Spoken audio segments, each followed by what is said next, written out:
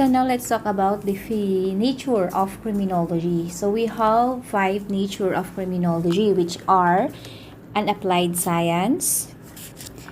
Criminology is a social science. Criminology is a dynamic. Criminology is interdisciplinary, and it is nationalistic. So first, let us discuss criminology as an applied science. So it is focused on the practical application of the principles discovered in basic sciences or science. Why it is applied science? For practical reason, we don't just study criminology just for us to know why crimes are committed and papaano ito nakukomit ng isang offender and how to solve crimes. But definitely, once a crime is committed, meron tayong dapat gawin. That's why we have SOCO or yung crime laboratory natin. Kaya meron tayong criminal investigation, we have criminalistics or the so-called instrumentation. So instrumentation is the application of the instrument or used whatever knowledge or tools or instrument of modern sciences in order to solve crimes, in order to appreciate how and why crimes are being committed, and to be able to craft policies in order to prevent further commission of the crimes and to be able to reduce it, if not totally eradicate its existence to our society. So to sum up, criminology as an applied science means it is the application or ito yung ginagamitan natin ng mga application ng sciences para mas madali nating ma-detect yung commission of crime, or para malaman natin or madali nating mahanap kung sino ba yung nag-break ng law. It's simply what we learn requires application. Under criminology as an applied science, we have what we call criminalistics. So criminalistics, it is the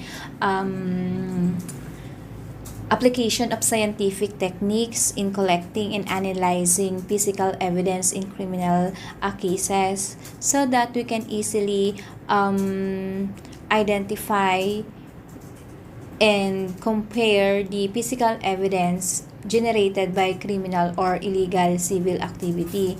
So it involves the reconstruction of such events by evaluation of the physical evidence na nakuha natin sa crime scene. So criminalist, ito yung tao na trained in sciences of the application of instruments and methods to the detection of crime. Sila yung tao. Then, example niyan is fingerprint examiner, photographer, ballistician, question document examiner. So those are criminalists kasi they are trained in sciences of the application of instruments and methods for the detection of crime. So under ng criminalistics, we have forensic ballistics. When we say forensic ballistics is a science that deals with the motion, behavior, and effects of projectiles. When we say projectiles, specifically yung bullets ng ating baril, gravity bombs, rockets, or the like. The science or art of designing and hurling projectiles so as to achieve a desired performance. So, imagine nyo class, papaano kaya pumuputok ang baril? Papaano kaya lumalabas yung bala ng baril doon sa barrel ng ating firearms? So, natatandaan ko, when the firing pin hit the primer, magkakaroon siya ng ignition.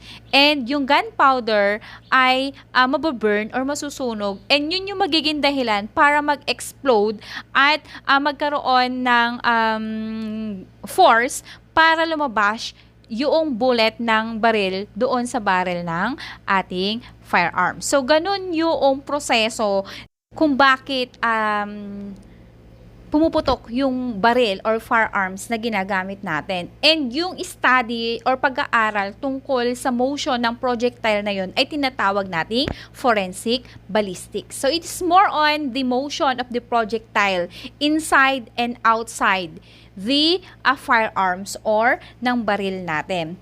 Then the other one is fingerprint identification. Sometimes it is referred to dactyloscopy, is the process of comparing question and known friction skin ridge impression from fingers, palms, and toes to determine if the impressions are from same finger. So, fingerprint identification ay tinatawag nating personal identification kasi we can identify person by means of his or her fingerprint. Sa isang crime scene class, meron dyan maiiwan at maiiwan na trace evidence. At isa sa mga trace evidence na pwede natin makita sa crime scene ay yung latent print ng isang suspect or ng isang offender. And kapag kinuha natin yung latent print na yon at meron tayong record sa police station at pinag-compare natin yon, we can identify him, we can trace him, at pwede natin gamitin yon as evidence against him. Ang tawag natin doon ay physical evidence. So, we have dogmatic principle of fingerprint identification. Sabi nila, fingerprint is individual or have individual characteristics, or we have individual characteristics of each fingertips. Meaning to say, there is no two fingers are found to have identical ridge patterns. Kaya pwede natin siyang gamitin as a personal identification. This characteristic is so individual that even identical twins who share same genetic code do not share the same fingerprint pattern. So, napag-aralan namin, 6 months old pa lang yung baby sa loob ng tiyan ng nanay, fingerprints are formed. The other dogmatic principle of fingerprint identification is your fingerprints remain unchanged, di ba? So, hindi siya nagbabago. Hindi siya katulad ng ex natin na sa una lang magaling, sa una lang sweet, then afterwards, after how many months, ayun, magbabago na siya. Sana all fingerprint na lang kasi fingerprint, hindi siya nagbabago. Pero ayun class, fingerprint natin is unchanged. And even though na itanggalin natin yung ibabaw ng fingerprint natin, but lalabas at lalabas pa rin yung pattern or yung ridges natin. So, hindi siya, not unless na putulin natin. Siyempre, kapag pinutol natin, wala na. But, we can identify pa rin by means of our palm and our toes. Okay, then, we have the last dogmatic which is unique. So, kakaiba yung ating fingerprint or magkakaiba tayo. Even though daw class, diba, yung nabanggit ko na even though yung twins ay magkaiba ng fingerprint patterns. Okay, next is forensic medicine. It is a branch of medicine that deals with the application of medical knowledge to determine legal problems and legal proceedings. So, such proceedings may also term as legal medicine. Ito class, kung familiar kayo sa word na autopsy or exhumation, so to determine the cause of death, legal medicine is needed.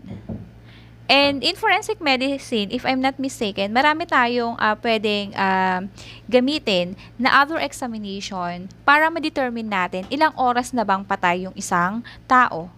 Ano ba ang ikinamatay niya? Or ano ba yung pwede natin gamitin na physical evidence na makikita natin sa katawan ng isang tao? Alam niyo ba, class, yung kuto? Pwede natin siyang gamitin na evidence kung gaano nakatagal patay ang isang taong nalunod. Kasi, based on my readings, ang kuto ay nabubuhay lang sa ilalim ng tubig ng 12 hours. And kapag kapatay na ang kuto, kapag inahon natin yung bangkay nung nalunod, ibig sabihin, more than 12 hours na siyang patay. Pero kung buhay pa yung kuto, ibig sabihin, less than 12 hours pa lang siyang patay. Pero kasi yung kuto, kapag nasa ilalim ng tubig, glass, hindi siya gumagalaw. Pero kapag nandun na siya sa walang tubig at tuyo na siya, saka siya gagalaw. Ganun yung mga kuto eh. Okay, forensic odontology, it is study of uniqueness of dentition. So, sa ngipin class. And, ang ngipin natin, ito yung last na nade-decompose or naaagnas doon sa isang bangkay. Kaya, we can use yung ngipin natin as a personal identification in case man na hindi ma-identify yung bangkay kahit na gaano katagal. Kasi nga, isa ito sa pinakamatagal na nalulusaw o naaagnas. Okay, next is forensic toxicology. So, toxic, ibig sabihin lason. Forensic toxicology is the study of drugs and poison. And hindi lang doon yun natatapos. Kasama doon yung effects on or their effects in our human body. Then, forensic science, as we define, it is the application of science to a question which are of interest to the legal system. Forensic came from the Greek word forum, which means marketplace.